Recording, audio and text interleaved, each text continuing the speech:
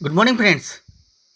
Today we are going to know about Akbar. Akbar के विषय में कुछ परीक्षा उपयोगी तथ्य आज हम देखेंगे. मध्यकाल में अकबर एक विशिष्ट स्थान रखता है फ्रेंड्स. उसकी सहिष्णुता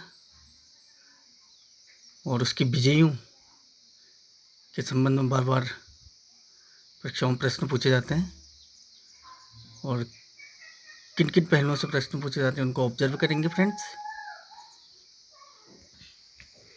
तो फ्रेंड्स 15 अक्टूबर 1542 ईस्वी में अमरकोट में अकबर का जन्म हुआ. ये मुगल साम्राज्य के तीसरे शासक थे. एक रोचक तथ्य यहाँ पर ये दृष्टिगोचर होता है इनके जन्म और मृत्यु संबंधित फ्रेंड्स. 16 अक्टूबर 1605 को इनकी मृत्यु हुई और 15 अक्टूबर 1542 को इनका जन्म हुआ.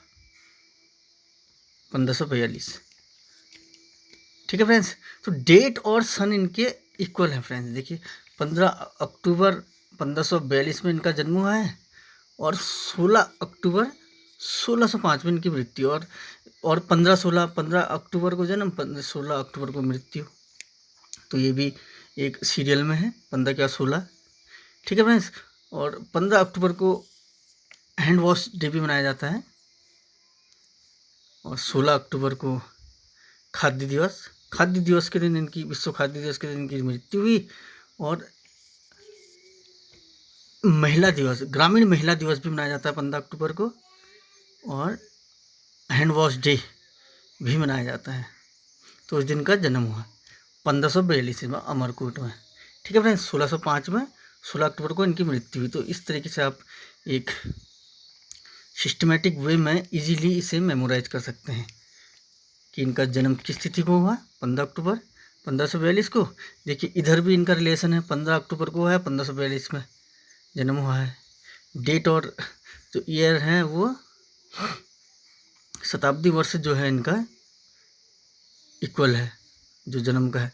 और मृत्यु का शताब्दी वर्ष और डेट इक्वल है. 1605 में मृत्यु हुई है 16 अक्टूबर को. और ऐसे भी सीरियल है 15-16. तो इस तरीके से सिस्टमेटिक वे में हम अकबर के जन्म की तिथि और मृत्यु की तिथि को माइंड में सेट करेंगे. HBB हमीदा बानो बेगम से इनका जन्म हुआ. इनकी माता का नाम था HBB से आप इसे मेमोराइज कर सकते हैं फ्रेंड्स. तो फ्रेंड्स अमरकोट के राजा वीर साल के महल में इनका जन्म हुआ. जब निर्वासित जीवन हुमायूं जी रहे थे, अपना व्यतीत कर रहे थे, जो उनका युद्ध हुआ था कन्नौज का युद्ध या बिलग्राम का युद्ध 17 मई 1540 को शेरशाह शुरू किया, जिसमें वो हार गए थे. तो उसके बाद निर्वासित जीवन जी रहे थे. तो 1502 वर्ष पश्चात 1542 में अमरकोट के राजा वीरसाल की शरण में हुए थे. तो वहीं अकबर का जन्म हुआ. हमीदा बानो बेगम और हुमायूं के पुत्र थे. और तीसरे शासक थे ये फ्रेंड्स मुगल साम्राज्य के. इनके बचपन का नाम फ्रेंड्स जलाल था.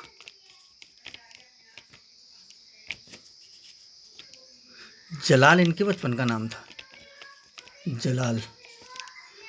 तभी इन्हें जलालुद्दीन मोहम्मद अकबर बादशाही गाजी इनका पूरा नाम है. जलालुद्दीन मोहम्मद अकबर बादशाही गाजी, JMABG इनका पूरा नाम है. जलालुद्दीन मोहम्मद. देखो फ्रेंड जलालुद्दीन तो इनके बचपन का नाम था, जलालुद्दीन जलाल. ठीक है फ्रेंड्स. तो जलालुद्दीन हो गया.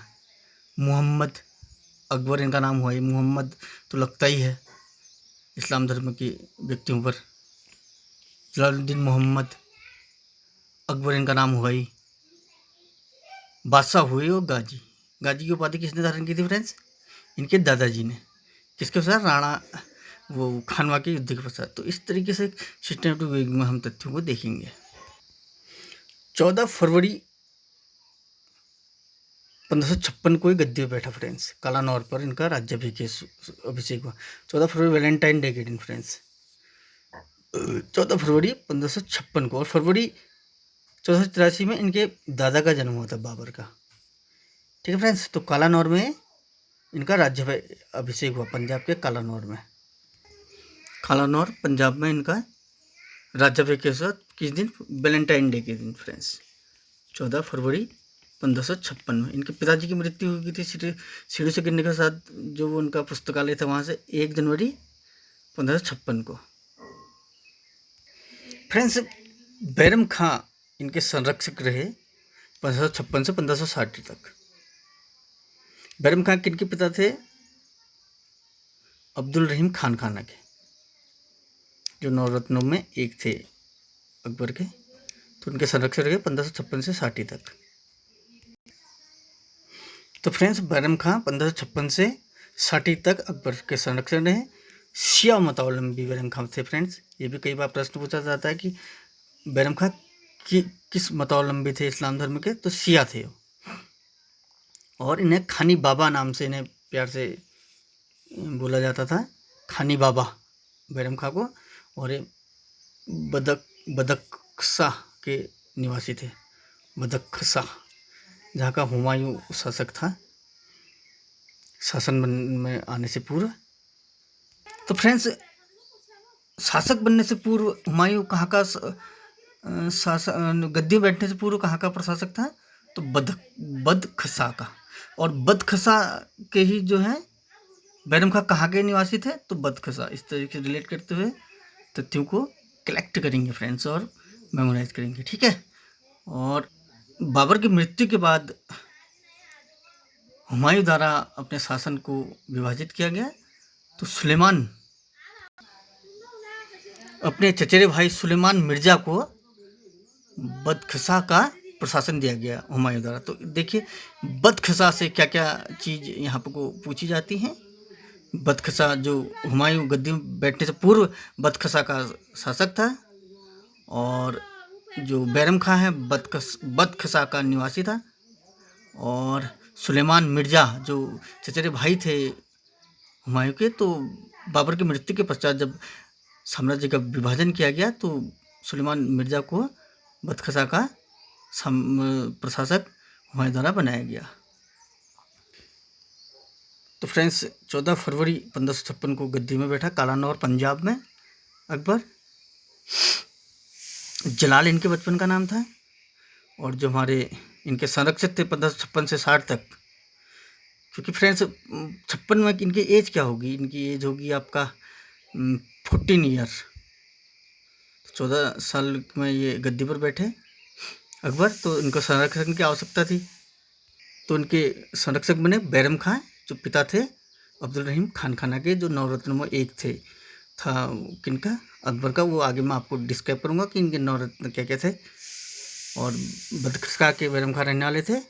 खानी बाबा, केबी से आप इसे याद कर सकते, केबीसी नहीं, केवल केबीसी का आप लेंगे, खानी बाबा, के फॉर खानी, बी फॉर बाबा, जो है बैरम खां को प्यार से बुलाया जाता था। शिया मतावलंबी थे, बदख्शा के निवासी थे। तो और फ्रेंड्स, इसके पश्चात ही जो है 1556 में 5 नवंबर 1556 में पानीपत का द्वितीय युद्ध अकबर और हेमू के बीच लड़ा गया। और इसमें अकबर की विजय हुई। तो इस प्रकार के तथ्य मैं बार बार आपको प्रेजेंट करूंगा फ्रेंड्स, एक सिस्टमेटिक वे में। प्लीज़ मेरे चैनल को आप सब्सक्राइब कीजिए, लाइक कीजिए और शेयर कीजिए। और मेरे चैनल को देखने के लिए थैंक यू वेरी मच।